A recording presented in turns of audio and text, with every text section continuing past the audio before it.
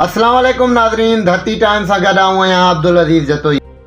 कंदकोट मां अब्दुल गफ़ूर बलकानी जी ख़बर शामिल कंदासीं। कंदकोट कशमोर ज़िले में न्याणियुनि खां फुर ज़ख़्मी करण वारनि वाक़िअनि, वधंदड़ बदअमनी, अगवा, क़त्ल, चोरी वारदातुनि ख़िलाफ़ सोल सोसाइटी शहरी एताद JUI जमायत इस्लामी हिंदू पंचायत जिस्कम SUP STP क़ौमी अवामी तहरीक PTI वकला समेत मुख़्तलिफ़ मकतब फ़िक्र जे माण्हुनि डॉक्टर सुरेश कुमार, लियाकत अली मलिक, उबैदुल्ला गोलो, अकबर बाजकानी, सज्जाद बिरोही, इब्राहिम खाकी, गुलाम मुस्तफ़ा मिरानी, अशोक, अब्दुल अज़ीज़ सुमरो, हरीश वालिदिनो, हाजी अल्ताफ़, डॉक्टर मेहर चंद, संतोष कुमार अगरवाल, दिलमुराद दाणी ऐं ॿियनि जी अॻवाणीअ में प्रेस क्लब आॾो बैनर्स हणी एहतजाजी मुज़ाहिरो वधंदड़ बदअमनी ख़िलाफ़ अॻवाननि सख़्त नारेबाज़ी कंदे चयो त हाणे असांजा नंग बि महफ़ूज़ न आहिनि।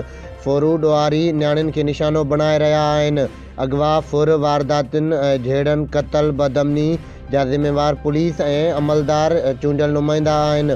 हुननि चयो त जेसीं ताईं ॾोहारियुनि ख़िलाफ़ कार्रवाई न थींदी, अमन बहाल न थींदो, एसीं ताईं एहतजाज जारी रहंदो।